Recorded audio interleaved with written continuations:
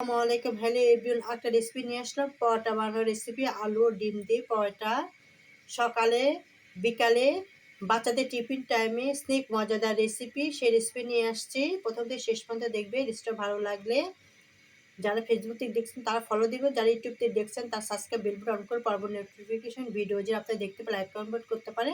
আপনাদেরকে আন্তরিক শুভেচ্ছা ভালোবাসা রইল। পরোটা দিয়ে দিয়েছি, এপাশ ওপাশ উল্টে ভেজে নিব। মাঝারি হিটে পরোটা উলটপালট করে ভেজে নিচ্ছি। তারপরে সয়াবিন তেল দিয়ে আলু দিয়ে ডিম দিয়ে পরোটাটা ভাজা হবে।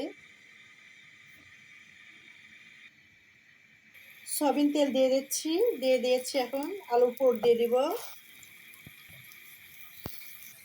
আলু পোড় দিয়ে দিয়েছি, এবার ডিম দিয়ে দিব। খেতে দুর্দান্ত মজা লাগবে।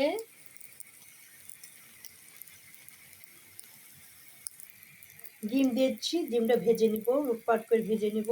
তারপরে পরোটাটা দিয়ে দিব।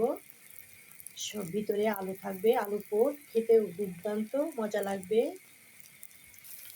উল্টে পাল্টে ভেজে নিলাম। এবার পরোটাটা দিয়ে দিব। আলু পোড় আছে, খেতে কিন্তু খুবই ভালো লাগবে। ডিম আলু দিয়ে পরোটা রেসিপি খেতে কিন্তু দুর্দান্ত মজাদার। দেখতে পাচ্ছেন উলটপালট করে দিয়েছি। খেতে কিন্তু খুবই লোভনীয়, অনেক সুস্বাদু, মুখে লেগে থাকার মতো, এতটা ভালো লাগবে। আলু ডিম দিয়ে পরোটা রেসিপি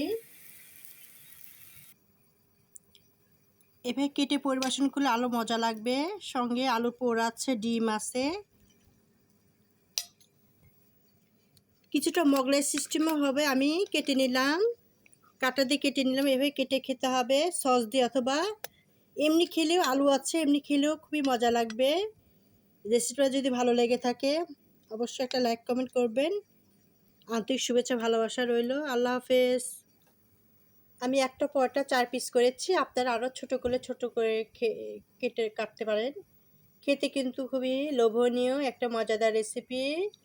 ভালো লাগলে অবশ্যই একটা লাইক কমেন্ট করবেন। আল্লাহ হাফেজ।